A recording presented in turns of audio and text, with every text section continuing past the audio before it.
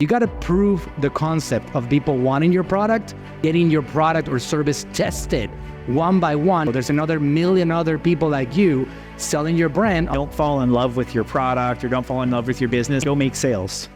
Sometimes people will not want to confront selling, so they try to overcome that with marketing, but they don't know how to sell their product. And so when somebody begins a business, they're in that startup mode, my recommendation always is go make sales.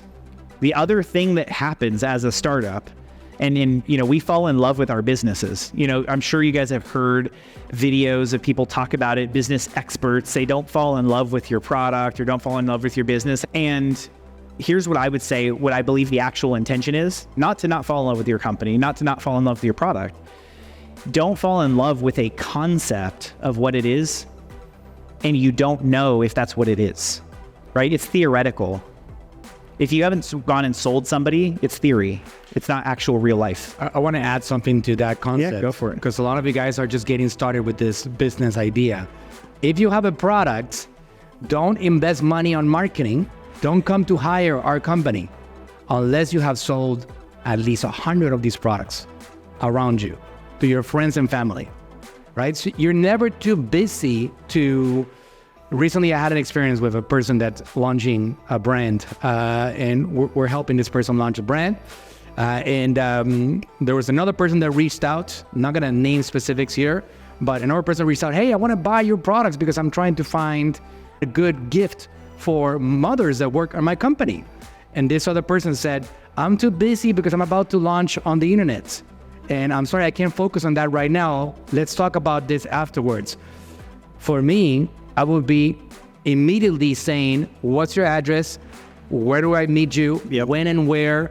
I feel honored that you want to consider my brand to be put in front of people, even though nobody else has bought it yet.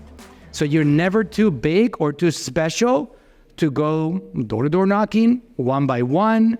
Like people, you got to prove the concept of people wanting your product. It's like that journey, right? Like it's part of that process to make your brand become what it is today. I can go back to like Natural Sem does a lot of revenue right now every year.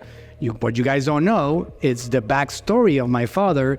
In 2001, he was getting people off the streets and he printed a little flyer that said, I'm gonna give you a free metabolism workshop.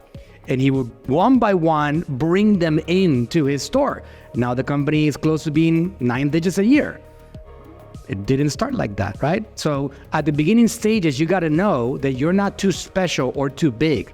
And you can't have an entitlement because your cream was formulated in the Alpine mountains of who knows where, right?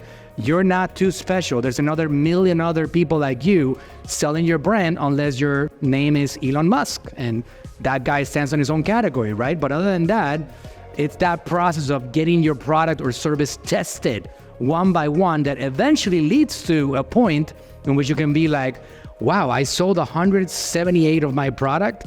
People liked it. They're asking for more. It's amazing. I see that people's response to it. I want to get some marketing done because this seems to be a working system. What's my next step on that journey? And I cannot emphasize that point enough for any of you guys that are getting started.